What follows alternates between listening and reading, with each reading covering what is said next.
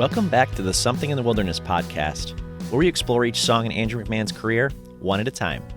Today, we're celebrating Something Corporate Week, or Something Corporate Month, or Season, or whatever you want to call it. At the time of this recording, last week, the When We Were Young Festival announced their 2023 lineup, which is odd because their inaugural 22 festival hasn't even happened yet. But by the time you'll hear this, the 2022 festival will have taken place, and well, I hope it went well. But on that announcement, Something Corporate was listed in the lineup. This is the first time they've been publicly advertised to play a show since their reunion tour in 2010. Last month, you may know the entire band reunited on stage in Anaheim for Andrew's 40th birthday, so many of us speculated and hoped that they would announce another date or a proper tour with the SoCo lineup. And now we have something. However, most of us won't be making the trek out to Las Vegas next fall. But I have to assume if they're playing a single festival next October 2023, then I would hope they're also playing other dates around that one. Ideally, a full reunion tour, but I know that's unlikely since the other band members have full-time jobs, so it might not be doable anymore. But maybe they'll book some more festival dates between now and next October, or some one-offs in major cities. In fact, many fans speculate that they'll be playing the Bamboozle Festival next May. This is a festival that was announced to return after a few-year hiatus last year. And if you didn't know it, Bamboozle in Atlantic City is the same festival that Something Corporate played at the last time they reunited in 2010. Exciting times here for a fan. And since it's been over 20 years since the release of their most well-known album, the one that put them on the map, I thought we'd talk about a song from that era. Not to mention the boys, or guys, played this song live together for the first time in over 12 years recently. A pretty significant moment. One of the songs they played together recently felt pretty special for us Something Corporate fans. I think it's a fan favorite, and it has appeared on a few of their releases, which we'll get into. But I think the style of it is a good demonstration of the band's sound. I remember playing this CD back in the day so often in my car that it had its own permanent place in my CD case for years. Unfortunately, though, my car was broken into in the summer of 2004 while I hiked up to a waterfall on the island of Oahu with some friends. So, my Leaving Through the Window CD is now a burned copy for the past 18 years. But I do still have all the liner notes in the case and everything. The song I want to talk about from that album is Straw Dog by Something Corporate. Originally it was track 1, though, on Ready Break, their first release on November 4th, 2000. But it was later re-recorded as track 9 on the Leaving Through the Window album, which was released on May 21st, 2002. So that's interesting to me. It went from being the lead track on their independent release to when they signed with a major label, it fell toward the end of the album, actually. As far as I know, track lists were very intentional in those times when a young band signed with a major label. So I do wonder about the inclusion of this song, but burying it at the end of the album? That means it was definitely considered more of an album track rather than a lead track or a single. There is a live version of this song, also included on the Songs for Silent Movies EP, which was a Japanese-only release technically. There was also a video of them playing it live on the disc you could play on a computer. Someone has uploaded that same video to YouTube, so I'll link that in the show notes. The version of this song on Leaving Through the Window features everyone from Something Corporate you'd expect on an album. Andrew on piano and vocals, Josh Partington and William Tell on guitar, Kevin Clutch Page on bass, and Brian Ireland on drums. We have PJ Smith credited with backing vocals on several tracks on the album, though, including this one. What you might not expect is that Paul Buckmaster arranged and conducted the strings for this track. You may remember from previous episodes that Paul is a Grammy Award-winning British cellist, arranger, conductor, and composer. And somehow Something Corporate was able to get him to conduct an orchestra for this album. I'm really curious as to how this came about. I've never heard that story before. I've heard Andrew reference that they had an orchestra on that album, but I've never heard how that actually came together. I'm just imagining those conversations and how they went to think, oh, this brand new up-and-coming band should have a full orchestra conducted by a Grammy Award-winning conductor. I don't know. It just seems odd to me. But I think I'll add that to my list of questions that I may never get to ask Andrew one day, but if I ever get the chance, maybe I would. Last but not least, Jim Wirt produced the track, along with all the other Something Corporate material. Josh Partington once described the Leaving Through the Window album as a, quote, conglomeration of songs that were anywhere from 3 months to 3 years old. Like a greatest hits of our early stuff, he said. So I have to assume that Straw Dog was one of the band's early favorites. Or maybe it was just a song that someone making decisions on what to include thought would be a good choice for their major label debut. I don't know. When asked in an interview in 2003 during the North era whether Ready Break would ever be re-released, Josh Partington answered this to punknews.org. "We talk about it every now and then, but it's one of those things, it'll never get released like publicly. I don't want to say never, but I doubt it would ever hit stores. It's kind of like a Playboy model showing her baby pictures, you know? It just doesn't make any sense. It doesn't do anything for you. Then again, we're not Playboy models, but it's just one of those things where those songs are old baby photos. You listen to the version of Straw Dog on Ready Break, and then you listen to the version of it on Leaving Through the Window, and it's just embarrassing to me. Like, what? But yeah, that's funny." Did Josh Partington really just compare old Something Corporate recordings to baby photos of Playboy models? That's pretty funny. But I understand his sentiment, I guess. Like, besides curiosity, what else does it really do for the band to release those old demos, basically? That's what they were, compared to the better or more current representations of who they are now. I think that's what he meant anyway. I'm just trying to interpret his words. But I thought it was a really funny comparison. This song's been played live at least 41 times between Andrew's solo and Andrew McMahon in the Wilderness, and an additional at least 47 times back in the day with Something Corporate. So that only gives us a grand total of 88 times listed online. However, this is one of the original Something Corporate songs, so I gotta believe it was played live before anyone started documenting these shows on Setlist FM. So 88 times that we know about. For example, the first time that's listed online was in mid-May of 2002, right before Leaving Through the Window came out. But since the song was the first song on the first release of theirs 2 years prior, I'm pretty confident a song like this would have already been a staple on their sets. I linked that 2003 live version from a show in London in the show notes. This version looks and feels a lot like the Live at the Ventura DVD, so much so that when I watched it on YouTube, I was pretty sure it was from that same performance. But the reason I knew it wasn't is that I noticed William had a different outfit on. Funny, that's how I knew.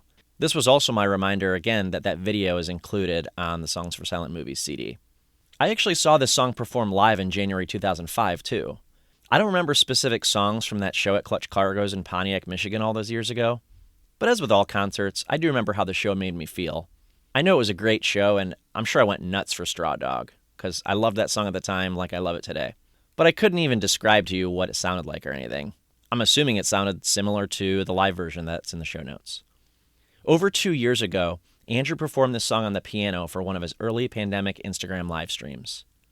Now I have to admit, it feels a bit strange that I'm referring to early pandemic live streams that took place 2.5 years ago. When I rewatched this video recently, I really felt that.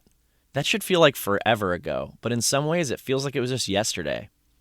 I still hold those pandemic live streams really close to my heart, as I really needed that connection at the time. And I truly feel like Andrew was there for us as fans when we needed him most. I appreciated those unique moments, like when he messed up the second verse of Straw Dog during the live stream. You really have to go back and watch it. It felt really real, like we were just sitting there in his room with him while he remembered how to play such a well-loved old song of his.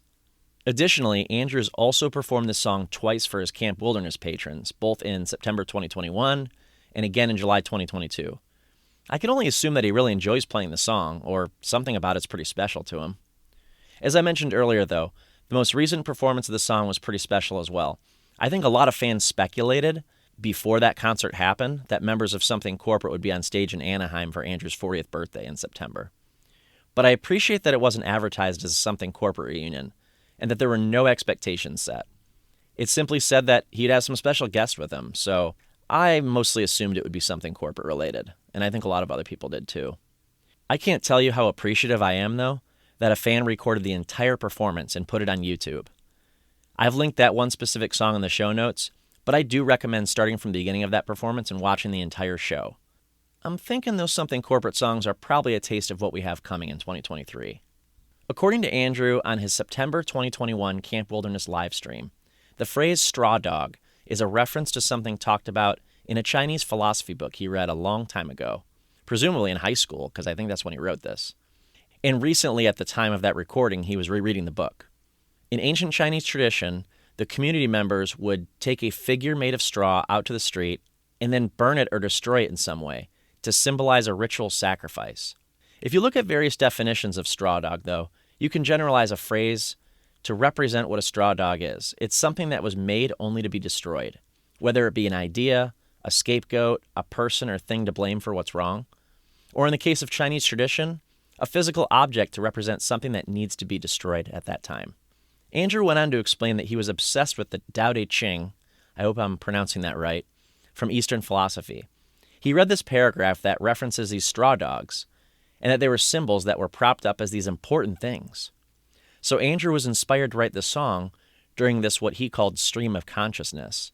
While in the moment, once he pulled the lens back, he said, he saw the straw dog as a symbol for youth.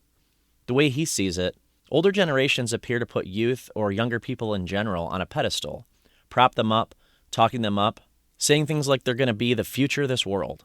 But then these older generations at the same time actually don't listen to or value the ideas of the younger people, so the youth feel ignored or left behind. So my interpretation is that youth are the straw dog of these older generations who prop them up as something important, only to tear them down. So regarding the sound of the song, a review of the Leaving Through the Window album from 2012, a full 10 years after the album was released, suggests that Straw Dog was evidence of the indie pop of Jack's Mannequin that would come later on. And I disagree. I don't really get this reference, even with the hindsight of Jack's Mannequin now. If there were any songs from something corporate that would point to where Andrew was headed next, I certainly didn't hear it in this song.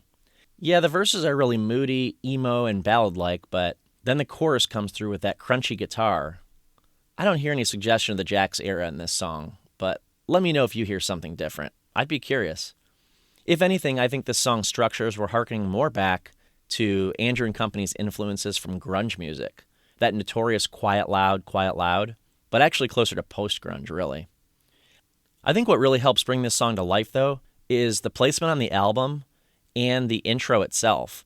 Because as a reminder, we're coming out of the ripping outro of Fall, which is a heavier guitar rock song on the album, and there's almost no break between that and Straw Dog's guitar intro.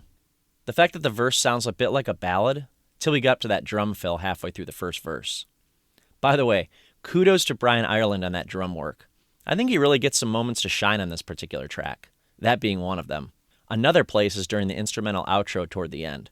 Sure, it's Andrew's piano solo that could really steal the spotlight in that moment, but the power of all the instruments coming together, including Ireland's drums, really highlight what I think was so appealing about Something Corporate to pop-punk fans. There's no doubt about it, this is a rock song. Call it pop-punk, call it post-grunge, call it piano rock, I don't care. But I could see how this would be a crowd pleaser at a rock show. The piano's there to carry it all the way through and give it a unique flavor, but this one's a full band effort for sure. So on to lyrics. In a May 2002 interview, Andrew was asked if the women's names he uses in his lyrics are real names of people he knows, or are they made-up names? Jessica was an example in the question that was asked of him, and he confirmed that all of them are real people, with the exception of Constantine, which I think we already knew that. That was a fictional name representative of multiple women in his life. My interpretation of the lyrics mostly rely on what Andrew's told us about the meaning of straw dogs regarding adults' perspective on the youth of our culture. It appears that Andrew is telling two different people's stories, one in each verse. The first, Jessica, and I believe the second is about an unnamed male character. Both are experiencing personal struggles, both are feeling lost in the world. Their expectations about growing up are turning out differently than they'd imagined. But he paints a slightly different picture for each. Jessica may have been on top of the world at one point, but her story ends with her fading away. The male character in the second verse, which might actually be Andrew himself in my opinion, sounds like he's in a dark place. And this is my own personal opinion, and with every one of these episodes I could say the same disclaimer. This is my interpretation, and I don't know this from anything Andrew's ever said. But reading through these lyrics, I can't help but feel like the verses reference drug addiction. With lines like, she thinks that she can fly and she might, holding on in a new direction, she's going to try it tonight. The closer I get to feeling, the further that I'm feeling from all right. The more I step into the sun, the more I step out of the light. It sounds like she's experiencing drugs for the first time. But after that killer drum fill by Brian Ireland, we hear the aftermath of her story. Jessica's covered in a blanket on a Sunday porch, thinking of weekends she would party in the city. She doesn't have a flame. She'd prefer to burn out like a torch. If she gets nowhere in life, at least she knows she's pretty. Then, of course, you have a reference to chemicals in the clouds and someone calling the police. The second verse could just as easily be about addiction, possibly even more easily related. The moon is shining now and shadows are what's left of all the noise. Simple silhouettes and cutouts, as if we had a choice. He listens closely now, swears that he can hear a voice that's calling him. I'll remind you again that Andrews talked about what inspired this song, the straw dogs from ancient Chinese tradition, and how the destruction of something so revered reminded him of how our culture treats youth. But I do wonder, in the context of it, if he could still be referencing how some people are destroyed when drugs take over their lives. Many adults will turn away and refuse to take responsibility for helping them recover, instead blaming them for their decisions to go down a dark path. So he sings on the bridge, "We can escape, and then we'd skate away from all of this, but no one ever does." Interesting to me. I think my favorite part of the song, though, is the guitar intro and the outro. I love that it's a rock song through and through, and the piano work, of course, is solid, but the bookends of that guitar from beginning to end are really what kind of connects the whole song together for me. As with every single one of these songs, I don't know what Andrew truly means in the lyrics, but I do enjoy taking apart the lyrics and making my own interpretation with the little that I do know. I hope you can derive your own meaning within them, but maybe something I said here today will help you make a connection that you hadn't before. Thank you again for listening as always. Feel free to DM Something in the Wilderness on Instagram or email somethinginthewilderness@gmail.com if you have something you want to chat about. Tune in next time for our 50th song on the podcast. Very exciting. We have some special guests joining for that one. We can escape, and then we'd skate away from all of this, but no one ever does.